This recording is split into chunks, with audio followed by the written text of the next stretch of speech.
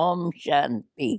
मीठे बच्चे, श्रीमत पर तुम्हें सबकी रूहानी खातिरी करनी है। खुशी की खुराक खाना और खिलाना, यही है सच्ची खातिरी करना। प्रश्न: ज्ञान में स्पिरिचुअलिटी का जौहर भरने की विधि क्या है? उससे कौन कौन से फायदे होंगे? उत्तर: जब किसी को ज्ञान सुनाते हो तो आत्मा समझकर आत्मा को ज्ञान दो। इससे स्पिरिचुअलिटी का जौहर भर जाएगा। इस नए आदत से किसी को भी ज्ञान सुनाएंगे तो उससे झट तीर लग जाएगा। शरीर का भान भी खत्म होता जाएगा। फिर माया के तूफान व बुरी संकल्प भी नहीं आएंगे। क्रिमिनल आय भी नहीं रहेंगी। ओम शांति।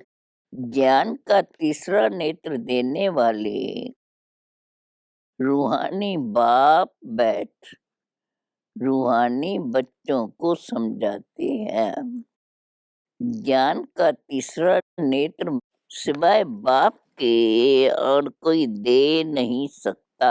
अभी तुम बच्चों को ज्ञान का तीसरा नेत्र मिला है। तुम जानते हो अब यह पुरानी दुनिया बदलने वाली है। बेचारे मनुष्य नहीं जानते कि कौन बदलने वाला है और कौन बदलाने वाला है। उन्हों को ज्ञान का तीसरा नेत्र ही नहीं है। तुम बच्चों को अभी ज्ञान का तीसरा नेत्र मिला है, जिससे तुम सृष्टि के आदि मध्यांत को जान गए हो। ये है ज्ञान की सैक्रीन। सैक्रीन की एक बूंद भी कितनी मीठी होती है। ज्ञान का भी एक ही अक्षर है, मन मना भव। अपने को आत्मा समझ बाप को याद करो। बाप शांति धाम और सुख धाम का रास्ता बता रहे हैं। बाप आए हैं बच्चों को स्वर्ग का वर्षा देने। तो बच्चों को कितनी खुशी रहनी चाहिए। कहते भी है खुशी जैसी खुराक नहीं। जो सदैव खुशी मौज में रहते हैं उनके लिए वह जैसे खुराक होती है। 21 जन्म मौज में रहने की यह जबरदस्त खुराक है। ये खुराक सदैव एक दो को खिलाते रहो। एक दो की जबरदस्त खातिरी यही करनी है। ऐसी खातिरी और कोई मनुष्य की कर नहीं सकता। तुम बच्चे श्रीमत पर सभी की रूहानी खातिरी करते हो। सच्ची सच्ची खुश खैरियाफत भी यही है। इसको बाप का परिचय देना मीठे बच्चे जानते हैं। बेहद के बाप द्वारा हमको जीवन मुक्ति की खुराक मिलती है। सत्युग में भारत जीवन मुक्त था, पावन था। बाप बहुत बड़ी ऊंची खुराक देते हैं। तब तो ज्ञान है। अतीन्द्रिय सुख पूछना हो तो गोप गोपियों से पूछो। ये ज्ञान और योग की कितनी फर्स्ट क्लास वंडरफुल खुराक है।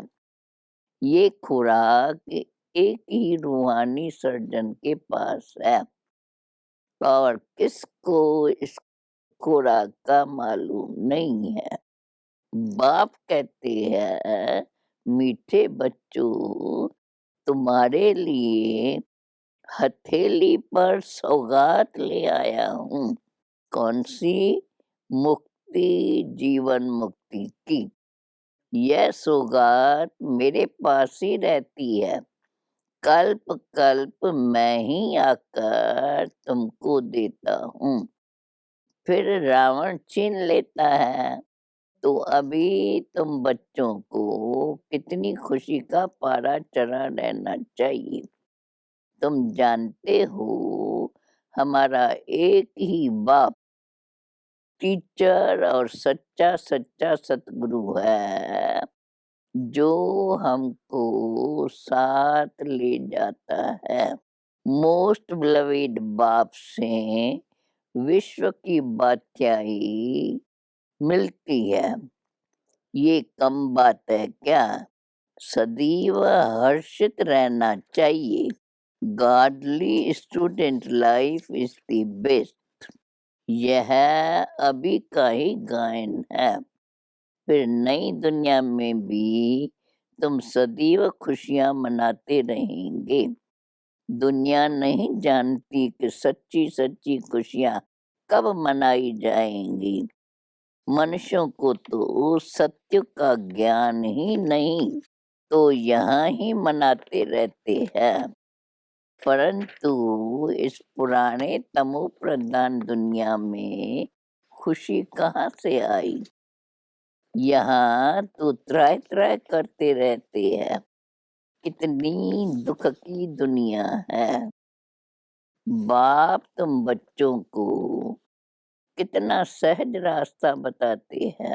ग्रस्त व्यवहार में रहते कमल फूल समान रहो।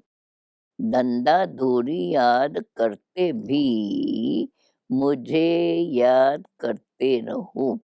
जैसे आशिक और माशिक होते हैं, वो तो एक दो को याद करते रहते हैं। वह उनका आशिक, वो उनका माशिक होता है। यहाँ वह बात नहीं है।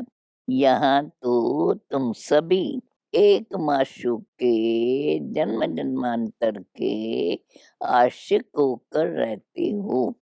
बाप तुम्हारा आशिक नहीं बनता। तुम उस माशूक को आने लिए याद करते आए हो। जब दुख जास्ती होता है तो जास्ती स्मरण करते। तब तो गायन भी है, दुख में स्मरण सब करे, सुख में करे न को। इस समय बाप भी सर्वशक्तिमान है। दिन प्रतिदिन माया भी सर्वशक्तिमान तमो प्रधान होती जाती है। इसलिए अब बाप कहते हैं, मीठे बच्चे, देही अभिमानी बनो। अपने को आत्मा समझ मुझ बाप को याद करो, और साथ साथ दैवी गुण भी धारण करो, तो तुम ऐसे लक्ष्मी नारायण बन जाएंगे।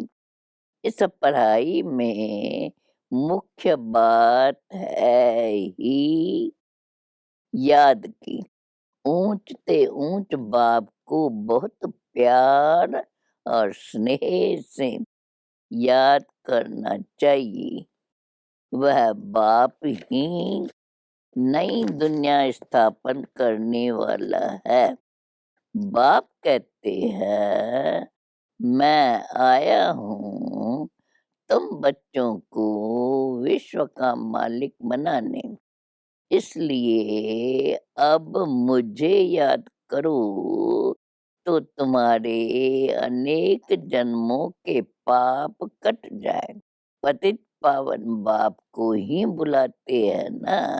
अब बाप आए हैं तो जरूर पावन बनना पड़े। बाप दुख हरता सुख करता है। बरोबर सत्युग में पावन दुनिया थी, तो सब सुखी थे।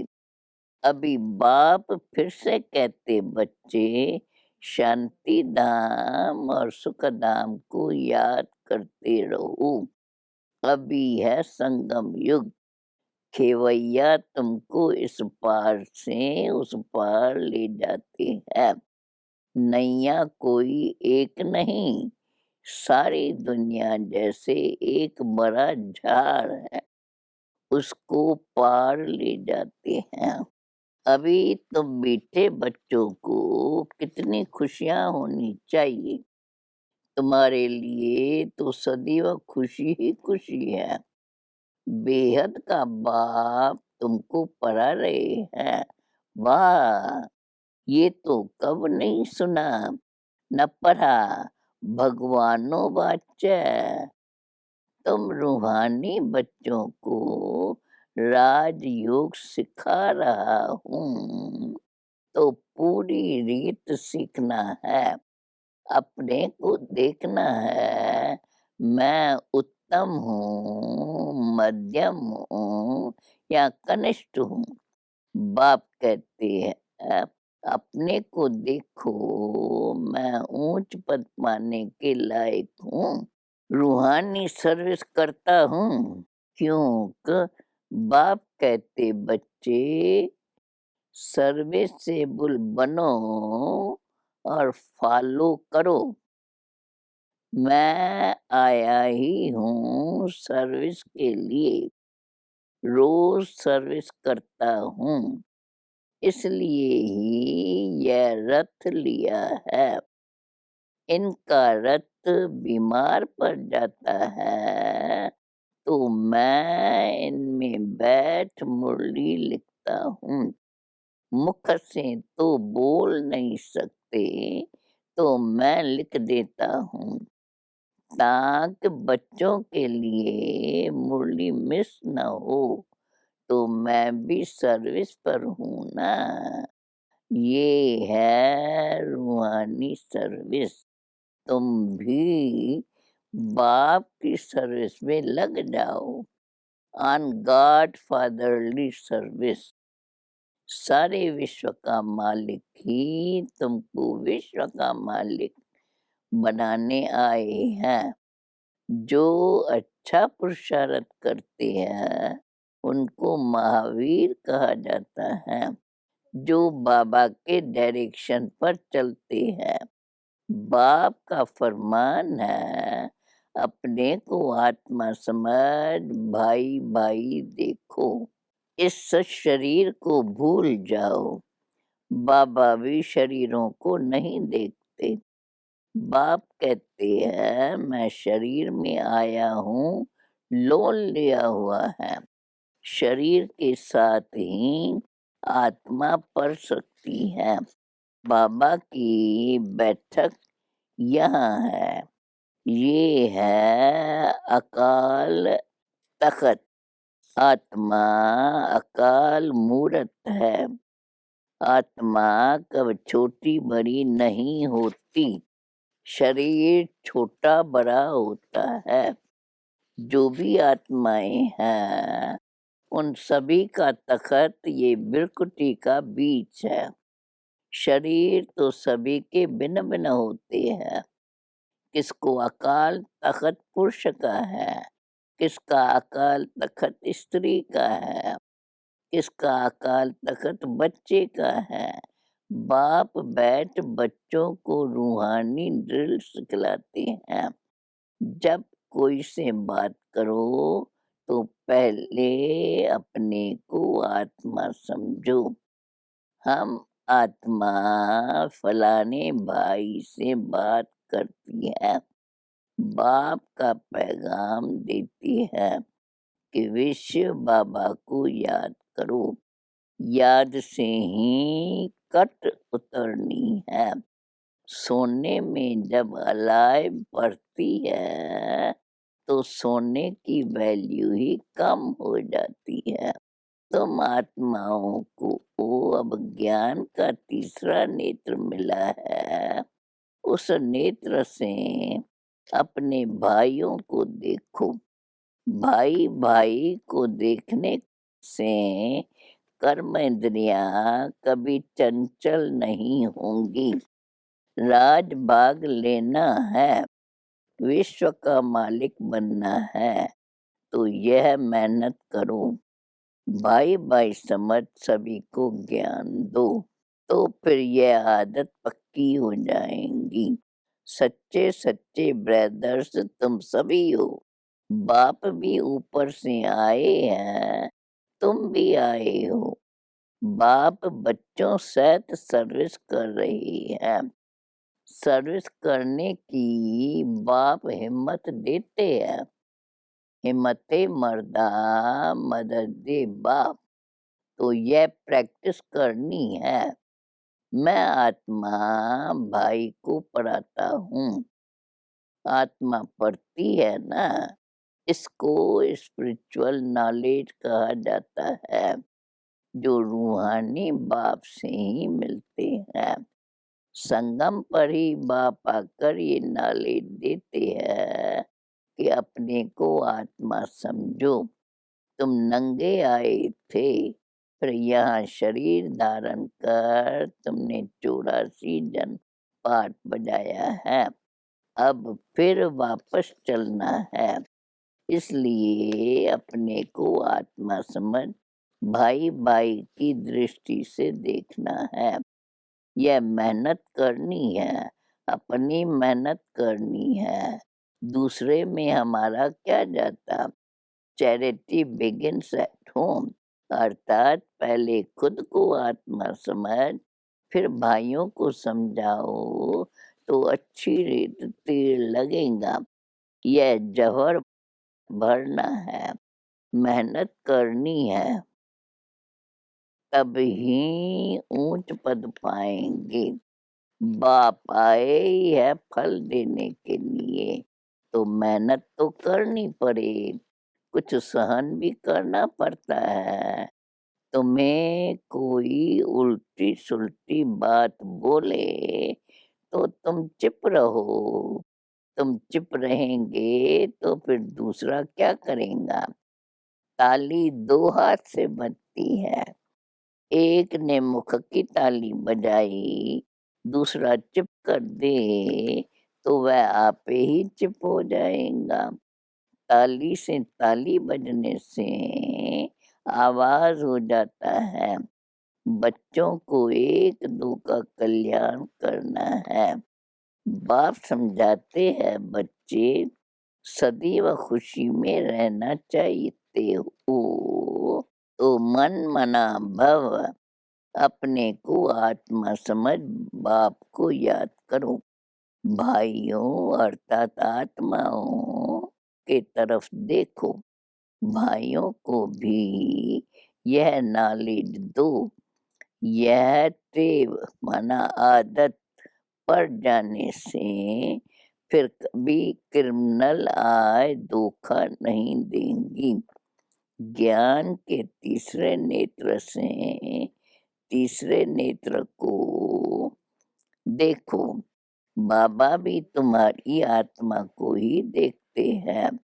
कोशिश यह करनी है सदैव आत्मा को ही देखें, शरीर को देखें ही नहीं।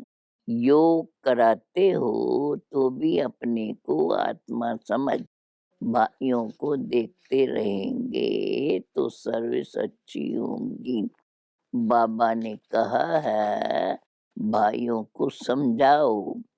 भाई सभी बाप से वर्षा लेते हैं। यह रूहानी नॉलेज एक ही बार तुम ब्राह्मण बच्चों को मिलती है। तुम ब्राह्मण हो फिर देवता बनने वाले हो। इस संगम युग को थोड़े छोड़ेंगे, नहीं तो पार कैसे जाएंगे। कूदेंगे थोड़े ही। यह वंडरफुल संगम युग है, तो बच्चों को रूहानी यात्रा पर रहने की आदत डालनी है। तुम्हारे ही फायदे की बात है। बाप की शिक्षा भाइयों को देनी है। बाप कहते हैं मैं तुम आत्माओं को ज्ञान दे रहा हूँ, आत्मा को ही देखता हूँ। मनुष्य मनुष्य से बात करतेंगे तो उनके मुंह को देखेंगे। तुम आत्मा से बात करते हो तो आत्मा को ही देखना है। बल शरीर द्वारा ज्ञान देते हो परंतु उसमें शरीर का बांध तोड़ना होता है। तुम्हारी आत्मा समझती है परमात्मा बाप हमको ज्ञान दे रही है। बाप भी कहते हैं आत्माओं को देखना है। आत्माएं भी कहती है हम परमात्मा बाप को देख रहे हैं, उनसे नॉलेज ले रहे हैं। इसको कहा जाता है स्पिरिचुअल ज्ञान की लेन देन। आत्मा के साथ आत्मा में ही ज्ञान है, आत्मा को ही ज्ञान देना है। यह जैसे जौहर है, तुम्हारी ज्ञान में यह जौहर भर जाएगा। इसको भी समझाने से झट तीर लग जाएगा। बाप कहते हैं प्रैक्टिस करके देखो तीर लगता है या नहीं। ये नई आदत डालनी है तो फिर शरीर का बांध निकल जाएगा। माया के तूफान कम आएंगे, बुरे संकल्प नहीं आएंगे, क्रिमिनल आय भी नहीं रहेंगी। हम आत्मा ने 84 का चक्कर लगाया, अब नाटक पूरा होता है। अब बाबा की याद में रहना है। याद से ही तमो प्रधान से सतो प्रधान बन सतो प्रधान दुनिया के मालिक बन जाएंगे। कितना सहज बात है, कोई नई बात नहीं। हर 5000 वर्ष बाद हमको आना होता है। मैं बंधाएमान हूँ, बच्चों को बैठ समझाता हूँ। मीठे बच्चे, रूहानी याद की यात्रा में रहो तो अंत मते सुगति हो जाएंगी। यह अंत काल है ना। माम एकम याद करो तो तुम्हारी सद्गति हो जाएंगी। यह देही अभिमानी बनने की शिक्षा एक ही बार तुम बच्चों को मिलती है। कितना वंडरफुल ज्ञान है। बाबा वंडरफुल कहते हैं तो बाबा का ज्ञान भी वंडरफुल है। कब कोई बता न सके। अभी वापस चलना है, इसलिए बाप कहते हैं मीठे बच्चों यह प्रैक्टिस करो। अपने को आत्मा समझ आत्मा को ज्ञान दो। तीसरे नेत्र से भाई भाई को देखना है। यह बड़ी मेहनत है। अच्छा, मीठे मीठे सिकिलदे बच्चों प्रेत मात पिता बाप दादा का याद प्यार और गुड मॉर्निंग। रूहानी बाप की रूहानी बच्चों को नमस्ते। अब धारणा के लिए मुख्य सार। ज्ञान की तीसरे नेत्र से आत्मा को देखने का अभ्यास करना है। कोशिश करनी है सदैव आत्मा को ही देखें, शरीर को नहीं, तो क्रिमिनल ख्याल नहीं आएंगे, बुरे संकल्प खत्म हो जाएंगे। दूसरी पॉइंट, ताली दो हाथ से बजती है, इसलिए जब तुम्हें कोई उल्टी सुल्टी बातें बोले तो तुम चुप रहो। अगर तुम चुप रहेंगे तो दूसरा आप ही चुप हो जाएगा। वरदान है ब्रह्मा बाप के प्यार का प्रैक्टिकल सबूत देने वाले सपूत और समान भव।